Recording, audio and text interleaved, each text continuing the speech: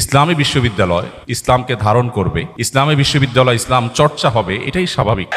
দুর্ভাগ্য আমাদের, আমরা ইসলামী বিশ্ববিদ্যালয়ের মতো প্রতিষ্ঠানেও ইসলাম চর্চা করতে গিয়ে বাধাগ্রস্ত হতে হয়। আমি কোনো এক ইসলামী বিশ্ববিদ্যালয়ের প্রোগ্রামে যখন আমাকে বসিয়ে রেখে মিউজিকের উপস্থাপন করা হয়েছে, আমি সেখানে কর্তৃপক্ষের সামনেই বিনয়ের সাথে প্রতিবাদ করেছি এবং বলেছি, প্রতিষ্ঠানের নামের মধ্যে যখন ইসলাম রেখেছেন তাহলে কাজের মধ্যে এই দ্বিচারিতা কেন হবে।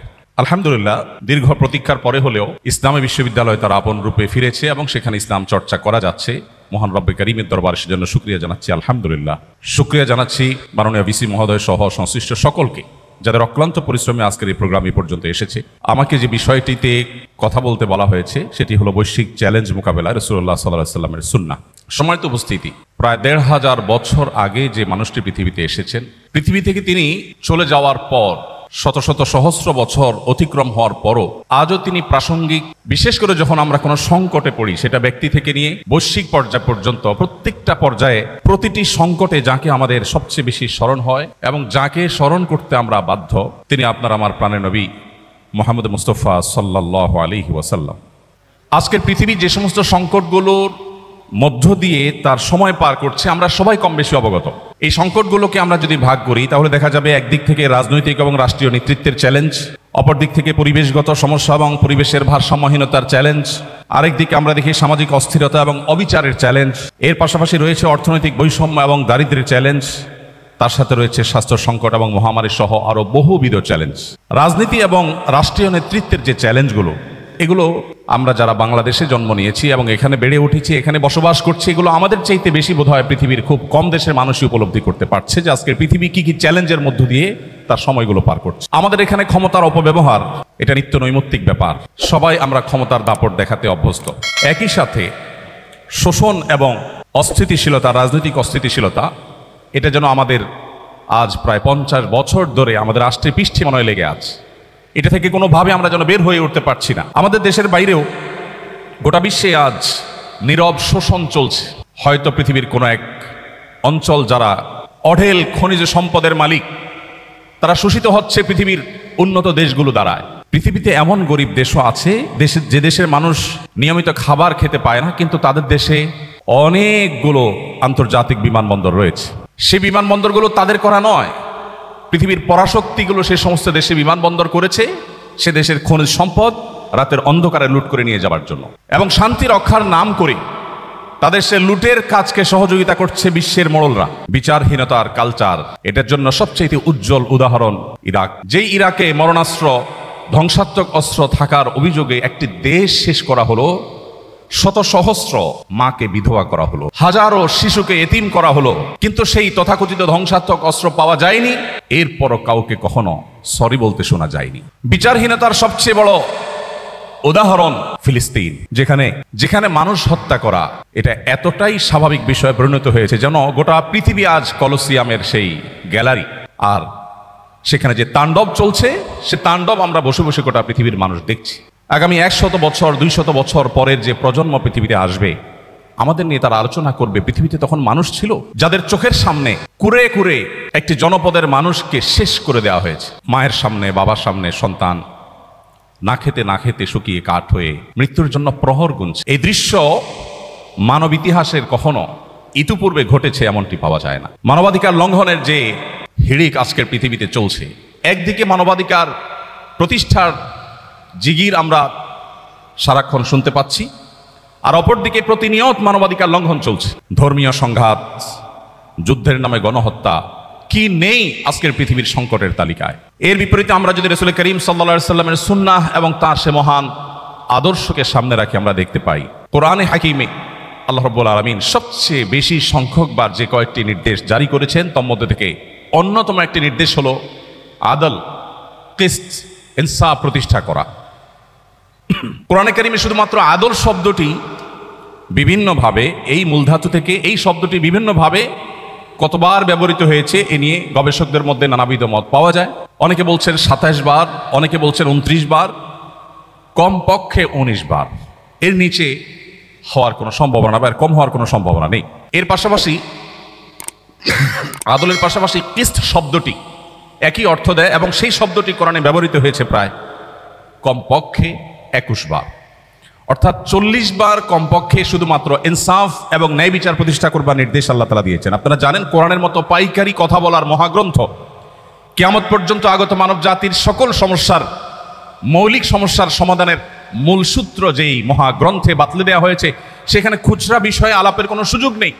যেই মহাগ্রন্থে 5 ওয়াক্ত নামাজের বিস্তারিত বিবরণ দেবার সুযোগ পর্যন্ত নেই, সেই মহাগ্রন্থে আল্লাহ রাব্বুল আলামিন যে সমস্ত আদেশ করেছে, বিশেষ করে কোরআনে কারীমের আদেশ নিষেধের তালিকার দিকে একবার চোখ বুলালে আমাদের কাছে স্পষ্ট হয়ে যাবে আল্লাহ রাব্বুল আলামিনের কাছে মুহাম্মদ সাল্লাল্লাহু আলাইহি ওয়াসাল্লামের আদর্শে ইনসাফ এবং ন্যায় বিচারের গুরুত্ব কতখানি হলে শত সহস্র ইস্যু থাকতে শুধুমাত্র ন্যায় বিচারের ব্যাপারে আল্লাহ তাআলা পৃষ্ঠায় পৃষ্ঠায় পাতায় পাতায় কোরআনে বারবার মানব জাতিকে সতর্ক করেছে। আপনারা সবাই মক্কার কুরাইশ এবং মদিনার ইহুদিদের ষড়যন্ত্র সম্পর্কে অনেক ভালো করেই জানেন। মদিনার নবী করিম সাল্লাল্লাহু আলাইহি সাল্লাম তাকে ইনসাফের পথ থেকে বিচ্যুত করবার জন্য হেন কোনো চেষ্টা নেই যেটা করা হয়নি।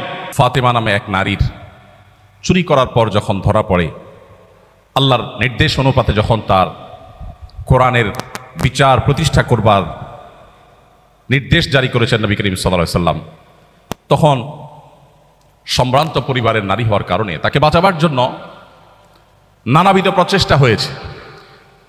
আপনারা জানেন ওসামা ইবনে যায়েদ রাদিয়াল্লাহু তাআলা আনহু নবী করিম সাল্লাল্লাহু আলাইহি সাল্লামের অত্যন্ত স্নেহের মানুষ ছিলেন, ছোট মানুষ ছিলেন, যাকে নবীজি অনেক ভালোবাসতেন। তাকে সবাই ঠিক করলো যে তুমি গিয়ে নবীজিকে বলো যে তার শাস্তিটা মওকুফ করে দেওয়া যায় কিনা। তখন নবী করিম সাল্লাল্লাহু আলাইহি সাল্লাম বলেছেন, আল্লাহর বিধানের ক্ষেত্রে আমাকে সুপারিশ করতে আসছো তুমি? রাগান্বিত হয়ে তিনি বলেছেন, ওয়াইমুল্লাহ লাউ আন্না ফাতিমা বিনতে মুহাম্মদ সারাকাত লাকাতাতু ইয়াদাহা, আল্লাহর শপথ করে বলছি আমার মেয়ে মুহাম্মদের মেয়ে ফাতেমাও যদি চুরি করত, আমি তার হাত কর্তন করবার, কোরআনে বিধান জারি করতে বিন্দু মাত্র পিছপা হতাম না, আমি সেই নির্দেশ জারি করতাম। নবী করিম সাল্লাল্লাহু আলাইহি সাল্লাম এই হাদিসে এও বলেছেন যে আগের যুগের মানুষেরা মুখ দেখে বিচার করত। সম্ভ্রান্ত শক্তিশালী ফ্যামিলির, ঐতিহ্যবাহী বা অভিজাত ফ্যামিলির কেউ অন্যায় করলে তারা আইন এবং বিধিবিধানকে পাশ কেটে যেত আর গরিব মানুষদের উপরে আইন প্রয়োগ করত। কিন্তু মুহাম্মদ সাল্লাল্লাহু আলাইহি সাল্লাম এসেছেন পৃথিবীকে ইনসাফ দিয়ে পরিপূর্ণ করতে। বিদায় হজের সেই ঘোষণা নবী করিম সাল্লাল্লাহু আলাইহি সাল্লামের পৃথিবীতে মানুষে মানুষে ভেদাভেদ দূর করবার সেই ঐতিহাসিক ঘোষণা আজও আমাদের কানে বাজে। তিনি বলেছিলেন, আলা আলা আলা লা ফাদলা লি আরাবিয়্যিন আলা আজামি ওয়ালা লি আজামিয়্যিন আলা আরবি। আরো বিশ্বের মানুষদের আত্মসম্মান, আত্মমর্যাদা, বরং কোনো কোনো ক্ষেত্রে তাদের আত্ম অহংকার, এটা কোন পর্যায়ে যারা আরবে ছিলেন কিংবা আরাবিয়ানদেরকে যারা দেখেছেন তারা ভালো বলতে পারবেন। বিশেষ করে সেই সময়ের আরাবিয়ানরা যারা নন আরবদেরকে মানুষই মনে করত না, সেই সময়ের আরাবিয়ানদের বুকের উপর দাঁড়িয়ে, সেই সমাজের বুকের উপর দাঁড়িয়ে নবী করিম সাল্লাল্লাহু আলাইহি সাল্লাম ঘোষণা দিয়েছিলেন, আলা লা ফাদলা লি আরাবিয়্যিন আলা আজামি। জেনে রাখবে কোন আরাবিয়ানের, নন আরবের ওপর কোনো শ্রেষ্ঠত্ব নেই। তুমি আরব হয়েছো বলে তোমার কোনো বিশেষ মর্যাদা নেই। মর্যাদা শুধুমাত্র তাকওয়ার বিচারেই ঠিক হবে, নির্ধারণ হবে। ইন্না আকরামাকুম ইনদাল্লাহি আতকাকুম। এভাবে প্রিয় নবী সাল্লাল্লাহু আলাইহি সাল্লাম পৃথিবীতে ইনসাফ, ন্যায় বিচার এবং অপশাসন, বিচারহীনতা, মুখ দেখে বিচারের এই কালচারকে তিনি এমনভাবে পরিবর্তন করেছেন যে আজকের পৃথিবীর কাছে সেটা সবচাইতে উজ্জ্বল উদাহরণ। সম্মানিত উপস্থিতি, নবী করিম সাল্লাল্লাহু আলাইহি ওয়াসাল্লাম তিনি আমাদের সমস্যার গোড়ায় হাত দিয়েছিলেন। আজ রাজনৈতিক ক্ষমতার যে অপব্যবহার গোটা বিশ্বব্যাপী চলছে, এটির গোড়ায় হাত দিয়ে তিনি সমাধান করবার চেষ্টা করেছেন।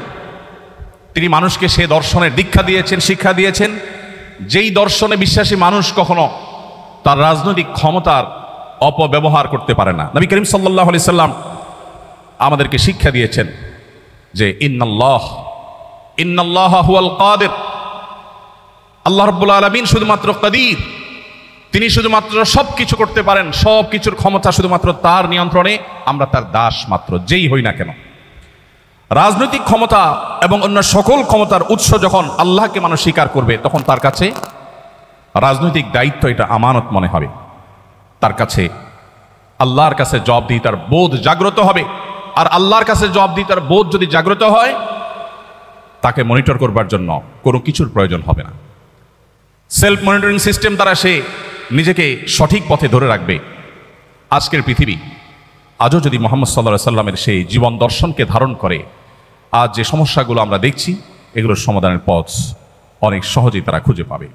সম্মানিত উপস্থিতি, নবী করিম সাল্লাল্লাহু আলাইহি ওয়াসাল্লাম শোষণ মুক্ত সমাজ করবার জন্য, গঠন করবার জন্য কি না করেছেন আমি প্রায় বলার চেষ্টা করি। অনেক নীতি কথা আজকের সমাজে আমরা শুনতে পাই, অনেক সুশীল মানুষ আমরা দেখতে পাই। এমন মানুষ কি পৃথিবীতে আমরা একজনও দেখাতে পারবো যিনি নিজের জন্য যে জামা কিনেন, নিজের গাড়ি ড্রাইভারের জন্য সেম জামা কিনেন, নিজের বাচ্চার জন্য যে জামাটা কিনেছেন, নিজের বাসার কাজের বুয়ার বাচ্চাটার জন্য গিফট হিসাবে যে জামা কিনবেন সে একই জামা কিনেছেন? এরকম মানুষ পৃথিবীতে আমরা একজনও আছি কিনা আমি জানি না। কিন্তু মুহাম্মদ সাল্লাল্লাহু আলাইহি সাল্লাম সেই মানুষ যিনি বলেছেন, ইখওয়ানুকুম খাওয়ালুকুম, তোমাদের অধীনস্থ মানুষেরা তোমাদেরই ভাই, তাদেরকে তোমাদের সাথে বসে খাওয়াও, তোমরা যা খাও তাদেরকে তাই খাওয়াও, তোমরা যা পরো তাদেরকে তাই পরিধান করাও। প্রিয় ভাইরা আমার, তিনি শুধুমাত্র নীতিবাক্য বলে ক্ষান্ত হননি, তিনি যা বলেছেন তার প্রতিটি কথাকে তিনি বাস্তবায়ন করে গেছেন। পৃথিবীর অন্য সব দার্শনিক, অন্য সব ব্যক্তিবর্গের সাথে তার পার্থক্যের জায়গাটা এখানে। তিনি শুধুমাত্র নীতিবাক্য দিয়ে যাননি, প্রতিটি বিষয়কে তিনি নিজে করে দেখিয়েছেন, তার প্রমাণ তিনি তার সমাজে প্রতিষ্ঠিত করেছেন এবং বিশ্ববাসীর কাছে তিনি উদাহরণ হয়েছেন। এই জন্য আল্লাহ বলেছেন, লাকাদ কানা লাকুম ফি রাসূলিল্লাহি উসওয়াতুন হাসানা। উসওয়া শব্দের অর্থ হলো অনুপম, তুলনাহীন। আল্লাহর রাসূলের মধ্যে রয়েছে তোমাদের জন্য এমন আদর্শ, যে আদর্শ তোমরা আর কোথাও খুঁজে পাবে না। পৃথিবীতে কোনো মনীষী পাওয়া কঠিন হবে, তিনি যত বড় মহানই হন না কেন, যে তার বাসার অধীনস্থ কাজের লোকদের জন্য সেই পোশাক কিনবেন যে পোশাক তার গায়ে থাকবে, একই গাড়িতে চলবেন, ড্রাইভার এবং তার পোশাকে কোনো পার্থক্য থাকবে না, একই জামা, একই ব্র্যান্ডের, হয়তো একই কালারের জামা তিনি পরবেন এবং পরাতে দিবেন। এত মহান মানুষ পৃথিবীতে মুহাম্মদ সাল্লাল্লাহু আলাইহি সাল্লাম ছাড়া আর কাউকে পাওয়া সম্ভব নয়। সম্মানিত উপস্থিতি, শোষণমুক্ত সমাজ গড়ে তোলার জন্য শ্রমিকের অধিকার নিয়ে কি না করেছেন তিনি। পৃথিবী বলছে শ্রমিকের অধিকার দাও, নবীজি বলছেন না, হয়নি। শ্রমিকের অধিকার দেওয়া নয়, ঘাম শুকাবার আগে দিতে হবে। পৃথিবী বলে শ্রম দিয়েছে তারপর পারিশ্রমিক দাও, নবীজি বলেছেন না, শ্রম দিয়ে শেষ করার আগে আগে পারিশ্রমিক দাও। সৌদি আরবে সরকারিভাবে এবং বেসরকারিভাবে, আমি 10 বছর সৌদি আরবে ছিলাম, সে সুবাদে আমি জানি সেখানে স্যালারি ইস্যু হতো। এখন কি চলছে বা কি আছে আমি জানি না, বাকি আমি 2009 থেকে 18 এই সময়ের কথা বলছি। 10 বছর আমি নিজে এর উপকারভোগী এবং আমি দেখেছি যে সেখানে হিজরি সন অনুপাতে স্যালারি ইস্যু হয়ে থাকে। সরকারি বেসরকারি সমস্ত প্রতিষ্ঠানগুলোতেই, প্রায় বেশিরভাগ প্রতিষ্ঠানগুলোতেই আমি দেখেছি যে মাসের 25, 26, 27 তারিখের মধ্যে স্যালারি ইস্যু হয়। ওই যে নবীজি বলেছেন ঘাম শুকাবার আগে, এজন্য মাস শেষ হওয়ার আগে তারা স্যালারি ইস্যু করে। সম্মানিত উপস্থিতি, মুহাম্মদ সাল্লাল্লাহু আলাইহি সাল্লাম যে জীবন দর্শন আমাদের কাছে রেখে গেছেন, তার সে জীবন দর্শন আজকের পৃথিবীর যাবতীয় রাজনৈতিক এবং রাষ্ট্রীয় নেতৃত্বের যত সংকট আছে সেগুলো দূর করবার জন্য সবচাইতে কার্যকর এবং সবচাইতে বাস্তবসম্মত। আজকের পৃথিবীতে অনেক নাসিহা, পরমত সহিষ্ণুতার বিষয়ে, সংখ্যালঘুদের অধিকারের বিষয়ে আমরা শুনতে পাই। যদিও নাসিহার মধ্যেই সেটি সীমাবদ্ধ থাকে, আমরা দেখি বাস্তবে তার উল্টো। পৃথিবীর উন্নত অনেক দেশ আছে যে দেশগুলো আমাদের দেশে তথাকথিত সংখ্যালঘু নির্যাতনের কথা বলে আমাদেরকে চাপের মধ্যে রাখে। যদিও পৃথিবীতে সংখ্যালঘুদের অধিকারের ব্যাপারে বাংলাদেশের মানুষের মতো সচেতন, বাংলাদেশের মানুষের মতো সতর্ক এবং দায়িত্বশীল মানুষ পৃথিবীতে পরের কথা আমাদের সাবকন্টিনেন্টের আশেপাশের কোনো দেশের মধ্যেও নেই। আমি চট্টগ্রাম হাটাজারি মাদ্রাসায় পড়েছি। হাটাজারি মাদ্রাসায় যদি আপনি যান, আপনি দেখতে পাবেন এখনো 100 বছর ধরে ঠিক মাদ্রাসার মসজিদের ওয়াল ঘেঁষে সামান্য কয়েক মিটার দূরেই একটি মন্দির আছে। এই 100 বছরের ইতিহাসে কোনোদিন মন্দির থেকে একটি ইট মসজিদে যায়নি, মসজিদ থেকে একটা ইট মন্দিরে আসেনি। এর নাম বাংলাদেশ। সেই বাংলাদেশের মানুষকে সংখ্যালঘুদের অধিকার শেখাতে যারা আসে, তাদের চরিত্র আমরা খুব ভালো করে জানি। মুসলমানদের সাথে মুস্কি হেসে কথা বলে মুসলমানদের ধ্বংসের যাবতীয় আয়োজন করার এই কারিগরেরা আমাদেরকে আজ সবক দিতে আসে সংখ্যালঘুদের অধিকারের ব্যাপারে। আমরা সেই নবীর উম্মত যে নবী আমাদেরকে শিখিয়েছেন। আল্লাহ তাআলা কোরআনে বলেছেন, লা ইয়ানহাকুমুল্লাহু আনিল্লাযীনা লাম ইউকাতিলুকুম ফিদ-দীন ওয়া লাম ইখরিজুকুম মিন দিয়ারিকুম আন তাবাররুহুম ওয়া তুকসিতু ইলাইহিম ইন্নাল্লাহা ইউহিব্বুল মুকসিতিন।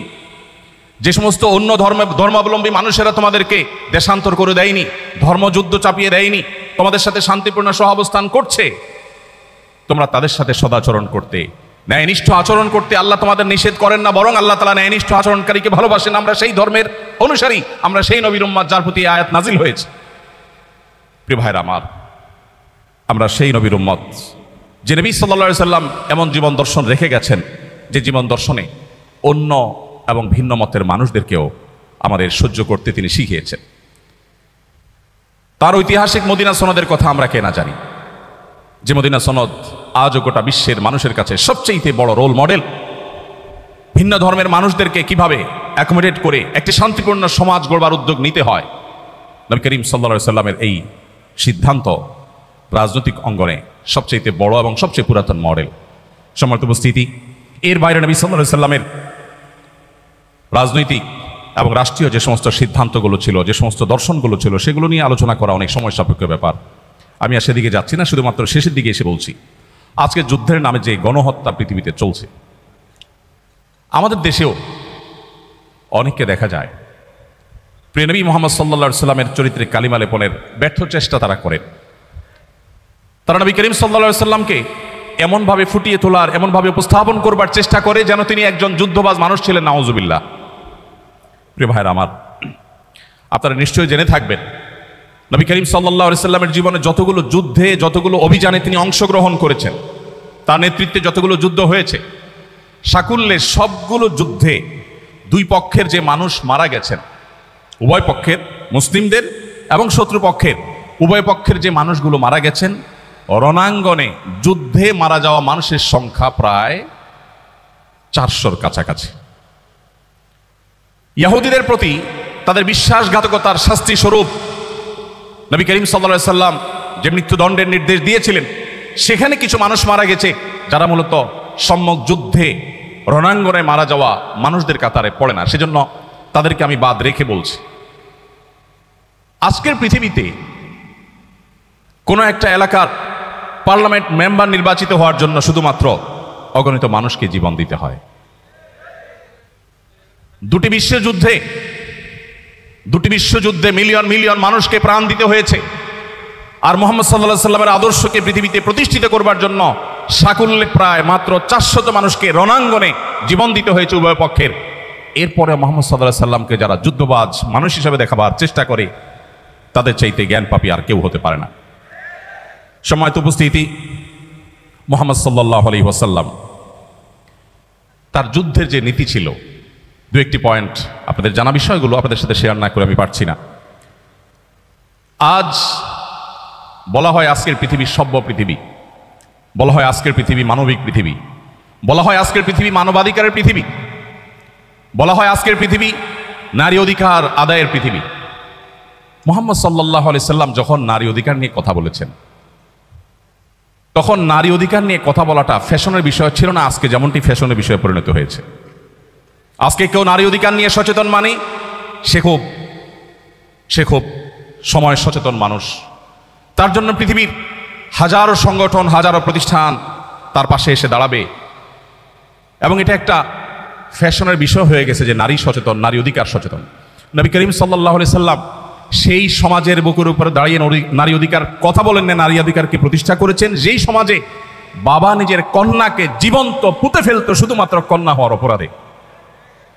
নবীজি সাল্লাল্লাহু আলাইহি সাল্লাম সেই সমাজের বুকের উপর দাঁড়িয়ে বলেছেন, কোনো ব্যক্তি যদি দুটি কন্যা সন্তানের বাবা মা হয় এবং তাদের সঠিক লালন পালন করে, তাদের জান্নাতের দায়িত্ব আমি নিলাম। প্রিয় ভাইরা আমার, কোরআন এবং হাদিসের কোথাও আমি পাই না 1 ডজন বা হাফ ডজন ছেলের বাবা হলে, ছেলের মা হলে তার জন্য জান্নাতের বারান্দায়ও যাওয়ার সুযোগ আছে, এরকম কোনো হাদিস আমার জানা নেই। কিন্তু কন্যা সন্তানের ব্যাপারে নবী সাল্লাল্লাহু আলাইহি ওয়াসাল্লাম এই কথা বলেছেন। কোরআনে কারিমে আপনারা জানেন সূরাতুন নিসা আছে, সূরাতুল রিজাল নাই। পুরুষদের সূরা বলতে সূরা নাই, কিন্তু নারীদের সূরা বলতে সূরা আছে। সেই জাতিকে যদি নারী অধিকার শেখাতে আসে, তার চাইতে বড় দুর্ভাগ্যের বিষয় আর কিছু হতে পারে না। প্রিয় ভাইরা আমার, নবী করিম সাল্লাল্লাহু আলাইহি সাল্লাম রণাঙ্গনে নারীকে, শিশুকে, বৃদ্ধকে, এমনকি অন্য ধর্মাবলম্বী যারা উপাসনায় রত, তার খলিফার নির্দেশ ছিল সেখানে কোনো আঘাত যেন কেউ না করে। আজকের 2025-এর পৃথিবীতে দাঁড়িয়ে অনেক কথা বলা যায়। আপনি 1500 বছর আগের পৃথিবীতে যদি যান, তখন এই কথাগুলো কারোর মাথায় কল্পনায়ও হয়তো আসেনি, বলা তো দূরের কথা। আর নবী সাল্লাল্লাহু আলাইহি সাল্লাম, বিশ্বনবী, তিনি শুধুমাত্র বলেননি, তিনি এই কথাগুলোকে প্রতিষ্ঠিত করে গেছেন। শুধুমাত্র উহুদ যুদ্ধের একটি ঘটনা বলে পারছি না, এক সাহাবীকে নবী করিম সাল্লাল্লাহু আলাইহি সাল্লাম নিজের তরবারিটা তুলে দিলেন, যাও রণাঙ্গনে ঝাঁপিয়ে পড়ো। তিনি তরবারি হাঁকাতে হাঁকাতে যুদ্ধ করছেন। হঠাৎ করে দূর থেকে মনে হলো কোনো একজন প্রতিপক্ষের যোদ্ধা কাউকে ধরাশয়ী করেছে বা কিছু একটা করছে। তিনি দৌড়ে সেখানে গেলেন, যে দেখতে পেলেন একজন নারী যিনি একটি লাশের সাথে এমন আচরণ করছেন যেটি কোনো মানুষ সহ্য করতে পারে না। আপনারা সবাই কম বেশি জানেন। লাশের বিকৃতির এই ঘটনা দেখে, সেই লাশ মুসলমানের লাশ দেখে ওই সাহাবী টকবগে জ্বলে উঠলেন, তরবারি বের করলেন। যখন তাকে আঘাত করতে যাবেন হঠাৎ তিনি থমকে দাঁড়ালেন, কারণ তিনি পরবর্তীতে বলেছেন এই তরবারি তো মুহাম্মদ সাল্লাল্লাহু আলাইহি সাল্লামের তরবারি। তিনি কোনোদিন কোনো নারীর গায়ে কখনো ফুলের টোকা দেননি। এই নারী যত বড় অপরাধী করুক না কেন, অন্তত মুহাম্মদ সাল্লাল্লাহু আলাইহি সাল্লামের তরবারি দিয়ে তাকে আঘাত আমি করতে পারি না। আপনি কোথায় পাবেন সেই জীবন আদর্শ? কোথায় পাবেন সেই মহান ব্যক্তিত্ব? প্রিয় ভাইরা আমার, আমাদের নবী করিম সাল্লাল্লাহু আলাইহি সাল্লাম তো সেই মানুষ, যে মানুষ রাষ্ট্রীয় নেতৃত্ব এবং রাজনৈতিক যে চ্যালেঞ্জ আছে সেই চ্যালেঞ্জগুলো মোকাবেলা করার জন্য শুধুমাত্র নীতি কথা বলেননি। আপনারা সবাই জানেন তিনি বিছানায় শুয়েছেন, পিঠে দাগ পড়ে গেছে, তাকে মায়া করে বলা হলো আপনার জন্য একটু নরম বিছানার ব্যবস্থা করি। তিনি বলেছেন না, প্রয়োজন নেই। তখনকার পারস্য সম্রাট, রোমান সম্রাট, আশপাশের সম্রাটদের যে জীবনযাপনের তাদের যে কালচার ছিল, কৃষ্টি ছিল, তাদের যে শৌখিন লাইফস্টাইল ছিল, তার তুলনায় মুহাম্মদ সাল্লাল্লাহু আলাইহি সাল্লামের সাদাসিধা জীবন মানব ইতিহাসে হয়তো দুই একটা খুঁজে পাওয়া যাবে, কিন্তু সামগ্রিকভাবে তার তুলনা পৃথিবীতে দেওয়ার মতো কোনো মানুষ আপনি পাবেন না। আজকের পৃথিবী যুদ্ধের নামে যে সমস্ত গণহত্যা করছে এবং সে সমস্ত গণহত্যা দেখে পৃথিবীতে যারা এখনো পর্যন্ত নিষ্ক্রিয় নীরব দর্শকের ভূমিকা পালন করছে, বরং অনেক ক্ষেত্রে সেটাকে সমর্থন জানাচ্ছে, এই মানুষগুলোই আজ আমাদেরকে সবচেয়ে বেশি মানবতা, মানবাধিকারের সবক শিখিয়ে থাকে। প্রিয় ভাইরা আমার, মুহাম্মদ সাল্লাল্লাহু আলাইহি সাল্লামের কোনো একটি যুদ্ধে, কোনো একটি অভিযানে একটি শিশু নিহত হওয়ার কোনো ঘটনা আজ পর্যন্ত তার শত্রু, তার প্রতিপক্ষ তাকে দু চোখে দেখতে পারেন এমন কোনো ইতিহাসবিদ আজ পর্যন্ত উল্লেখ করতে পারে নাই। এরপরেও আজ আমরা অনেক মুসলিমরা পর্যন্ত বিভ্রান্তিতে পড়ে যাই। চকচকে তকতকে পরিবেশ দেখে, আজকের এই পৃথিবী দেখে অনেকেই নিজের ঈমান নিয়ে সন্দিহান হয়ে পড়েন। মুসলমানদের নানা দিক থেকে অধঃপতন এবং পিছিয়ে পড়া দেখে আমরা অনেকে বিভ্রান্তির মধ্যে পড়ে যাই। সন্দেহাতীতভাবে কিয়ামতের আগে যে ফিতনাগুলো পতিত হওয়ার কথা নবীজি বলেছিলেন, এগুলো তার মধ্যে থেকে একটি। অতএব আজও আমাদেরকে বৈশ্বিক চ্যালেঞ্জ মোকাবেলার জন্য ফিরে যেতে হবে মুহাম্মদ সাল্লাল্লাহু আলাইহি সাল্লামের সিরাতে, তার জীবন দর্শনে এবং তার আদর্শের কাছে। আজকে পৃথিবীতে যে পরিবেশগত সমস্যা, সংকট চরম আকার ধারণ করেছে আপনারা সবাই কম বেশি জানেন। আপনি ইউরোপে, আমেরিকাতে, পশ্চিমে গেলে নিশ্চয়ই দেখবেন যে পরিবেশ বান্ধব করার জন্য তাদের হেন কোনো চেষ্টা নাই, তারা করছে না। অথচ উন্নতির নামে, জীবনকে সহজ করবার নামে মানব সভ্যতার ধ্বংস ডেকে আনতে পারে এরকম বহুবিধ কাজ আমরা করেছি। এখন সেই আমরা আজ পরিবেশের ভারসাম্যহীনতাকে দূর করবার জন্য আমরা সংগ্রাম করে চলেছি। পানির অপচয়, এটা তো এখন ফ্যাশনের ব্যাপার। আমরা যারা নিজেদেরকে মুসলমান বলছি, মুহাম্মদ সাল্লাল্লাহু আলাইহি সাল্লামের আদর্শ অনুসারে বলছি, আমরা ওযু করতে যে পরিমাণ পানি, ট্যাপের পানি ব্যবহার করে থাকি, শুধু সেই পানিটাকে একত্র করলে দেখা যাবে ওই পানি দিয়ে মুহাম্মদ সাল্লাল্লাহু আলাইহি সাল্লাম বহুবার গোসল সম্পন্ন করতেন। তার গোসলে কি পরিমাণ পানি লাগতো হাদিসে সেটা এসে নিশ্চয়ই আপনারা জানেন। তিনি ওযুতে কি পরিমাণ পানি ব্যবহার করতেন, কতটুকু পানি বরাদ্দ করতেন, সেটাও হাদিসে এসেছে। আমাদের ওযুতে, বিশেষ করে ট্যাপ ছেড়ে দিয়ে যখন আমরা ওযু করি যে পরিমাণ পানি ব্যবহার করি, তার বহুবার গোসলেও এত পানি দরকার হতো না। নবী করিম সাল্লাল্লাহু আলাইহি সাল্লাম পানি অপচয় সম্পর্কে যখন নিষেধাজ্ঞা আরোপ করেছেন, সতর্ক করেছেন, কেউ যখন বলল, হে আল্লাহর রাসূল, আমরা যখন সমুদ্রে থাকি, নৌকায় বা জাহাজে থাকি, তখনও কি পানি ব্যবহারের সময় আমাদেরকে হিসাব করতে হবে? সেখানে তো পানির কোনো অভাব নেই। নবীজি বলেছেন, হ্যাঁ, সেখানেও তোমাকে পানি ব্যবহারে মিতব্যয়ী হতে হবে। প্রিয় ভাইয়ের আমার, নবী করিম সাল্লাল্লাহু আলাইহি সাল্লামের প্রত্যেকটা বিষয়কে আমরা 2025-এর পৃথিবীতে বসে আলোচনা করছি, পর্যালোচনা করছি। 1500 বছর আগের পৃথিবীতে ফিরে গিয়ে তারপর কল্পনা করা এবং মূল্যায়ন করা, পর্যালোচনা করা যে সেই সমাজের বুকে এটা বলাটা কেমন ছিল। আজকের পৃথিবী পরিবেশ দূষণ করে গোটা পৃথিবীকে বাস অযোগ্য করে ফেলেছে, আমরা করে ফেলেছি। এরপর আমরা এখন পরিবেশ রক্ষার কথা বলছি। মুহাম্মদ সাল্লাল্লাহু আলাইহি সাল্লাম যখন পরিবেশ রক্ষার পরে সচেতনতা সৃষ্টি করেছেন, তিনি যখন মানুষকে অ্যাওয়্যার করেছেন, মানুষকে সচেতন করেছেন, পৃথিবী পরিবেশের এই সংকটের মধ্যে ছিল না, আমরা সবাই কম বেশি জানি। তিনি বলেছেন, আপনারা সবাই নিশ্চয় জানবেন, নবী সাল্লাল্লাহু আলাইহি সাল্লামের হাদিস, তোমার হাতে যদি কোনো গাছের চারা থাকে, এদিকে ইসরাফিল আলাইহিস সালামকে সিংহা ফুৎকার দিতে তুমি দেখো, যিনি সিংহা ফুৎকার দেওয়ার প্রস্তুতি নিয়েছেন, এখনই ফুৎকার দিবেন, যাতে গোটা পৃথিবী সৃষ্টি জগতের সবকিছু তোলার মতো উঠতে থাকবে, গাছপালা কিছুই থাকবে না। এরকম পরিস্থিতিতেও তোমার হাতে থাকা গাছের চারাটা তুমি রোপণ করে দাও। পৃথিবীর কোন মনীষী এমন অসাধারণ এমন জীবনমুখী, বাস্তবমুখী শিক্ষা এবং নির্দেশনা দিয়েছেন? প্রিয় ভাইরা আমার, তিনি যখন আমাদেরকে বলেছেন ইয়াকুমুল জুলুস আলাত তারিক, তোমরা কেউ পথে ঘাটে বসবে না, রাস্তায় বসবে না, রাস্তা দখল করবে না, তখন কিন্তু রাস্তায় যানজটের সমস্যা সৃষ্টি হয়নি। সেই ১৫০০ বছর আগের পৃথিবীতে মক্কাতে মানুষই ছিল হাতে গোনা কয়েকজন। রাস্তায় যানজট হওয়ার কথা মানুষ স্বপ্নে কোনোদিন ভাবেও না যে রাস্তায় কোনোদিন যানজট হতে পারে। সেই সময় তিনি বলে গেছেন ইয়াকুমুল জুলুস আলাত তারিক, তোমরা কেউ রাস্তা দখল করতে যাবে না, খবরদার। আজ ঢাকা শহরে যখন ফুটপাত দখলের মহোৎসব চলে, রাস্তাঘাট দিয়ে আমরা চলাফেরা করতে যখন পারি না, অসুবিধা তৈরি হয়। এই হাদিসকে সামনে রাখলে মনে হয় নবীজি মনে হয় আজকে আমাদের ঢাকা শহরকে লক্ষ্য করে, আমাদেরকে লক্ষ্য করে মনে হয় হাদিস বলেছেন, অথচ তিনি বলেছেন ১৪৫০ বছর আগে। প্রিয় ভাইরা আমার, এই জন্য আজকের পরিবেশ সংশ্লিষ্ট যত সংকট আছে সেগুলো মোকাবেলার জন্য নবী সাল্লাল্লাহু আলাইহি ওয়াসাল্লামের আদর্শের চর্চার কোনো বিকল্প নেই। একটি বিষয় আমি বিশেষভাবে উল্লেখ করতে চাই, হাদিসটি আমরা সবাই কম বেশি জানি। নবী সাল্লাল্লাহু আলাইহি ওয়াসাল্লাম বলেছেন ইমানের ৭০ শাখা আছে, আদনাহা ইমাতাতুল আদা আনিত তারিক, ইমানের সবচেয়ে সাধারণ শাখা হলো পথ পরিষ্কার করা। পথ পরিষ্কার করা ইমানের অঙ্গ। অথচ আমরা যারা ৫ ওয়াক্ত নামাজ পড়ি সে মুসলমানরাও অন্যের ফেলে দেয়া ময়লা আবর্জনা বা মানুষের কষ্টের কারণ হতে পারে সেরকম কোনো কিছু থেকে রাস্তাকে পরিচ্ছন্ন করা, রাস্তায় পরিচ্ছন্নতা অভিযানে সামিল হওয়া, এটাকে ইবাদত হিসাবে গণ্য করা, সওয়াবের কাজ হিসাবে গণ্য করার নজির খুব কম আছে। আমরা সুন্নাহ ফাউন্ডেশন থেকে অনেক দিন থেকে ভাবছি সারা দেশে ইমামদের জন্য কয়েকটি কম্পিটিশনের অ্যারেঞ্জ করব। তার মধ্যে থেকে একটি থাকবে কোন ইমাম তার মসজিদ এরিয়াকে সবচেয়ে সুন্দর, সবচেয়ে ক্লিন, পরিচ্ছন্ন করতে পারেন ইমামের নেতৃত্বে মুসল্লিদেরকে সাথে নিয়ে। কারণ আমার রাসূল তো আমাকে পথ পরিষ্কারের আলাদা নির্দেশ করেছেন এবং এটা একটা আমল, এটা একটা সওয়াবের কাজ। আমরা যদি ঢাকা শহরের ১ কোটি মানুষ মাত্র ১০ মিনিট সময় হাতে নিয়ে আমরা যদি ঢাকা শহরকে পরিচ্ছন্ন করতে যাই, আমার তো মনে হয় ঢাকা শহরের কোনো ময়লা আবর্জনা কোনো কিছু অবশিষ্ট থাকার কথা নয়। প্রিয় ভাইরা আমার, মহানবী সাল্লাল্লাহু আলাইহি সাল্লাম পরিবেশকে সুন্দর রাখবার জন্য যে নির্দেশনা দিয়েছেন সেটা কোনো অথরিটি নির্ভর নয়, প্রত্যেকটা মানুষের সেলফ মোটিভেশনের জন্য তিনি নির্দেশনা জারি করেছেন।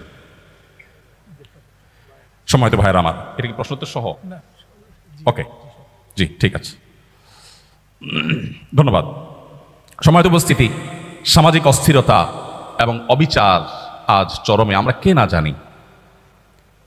আইন শৃঙ্খলা চকচকে তকতকে দেখি পৃথিবীর অনেক দেশে, যেটা দেখে আমাদের মনে হয় যে বাহ, কত সুন্দর তারা সভ্য হয়ে গেছেন। সন্দেহাতীতভাবে অ্যাপ্রিসিয়েট করার মতো অনেক কিছু আছে, কিন্তু এর পেছনের যে আমাদের অজানা ইতিহাস, অজানা ঘটনাবলী বা অজানা অধ্যায় আছে, সেটাও আমাদের আমলে আনা উচিত এর সঠিক পর্যালোচনা করবার জন্য।